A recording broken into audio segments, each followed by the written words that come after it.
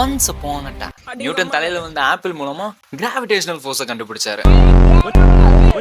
அப்போதுல இருந்து எல்லாருமே கிராவிடேஷனல் ஃபோர்ஸ்னால தான் அந்த ஸ்பேஸை அட்ராக்ட் பண்ணப்படுதுன்னு நினைச்சிட்டு இருந்தாங்க. அதோட ஐன்ஸ்டீன் கிராவிடேஷனல் ஃபோர்ஸ் பத்தியும் பட் நியூட்டனோட ரிசர்ச் பத்தியும் கவனிக்கும் போது இவருக்குள்ள லாட் ஆஃப் கொஸ்டின்ஸ் வருது. அப்புறம் ஐன்ஸ்டீன் இது ஏதோ தப்பு இருக்குன்றதை கண்டுபிடிச்சு அதை நம்ம ப்ரூவ் பண்ணி ஆகணும்னு சொல்லிட்டு ஐன்ஸ்டீன் அந்த அவரோட ஒய்ஃப் 2 பேரும் ஒன்று சேர்ந்து அடுத்த சில வருஷங்கள்ல ஜெனரல் ரிலேட்டிவிட்டி தியரியை கண்டுபிடிச்சிட்டாங்க.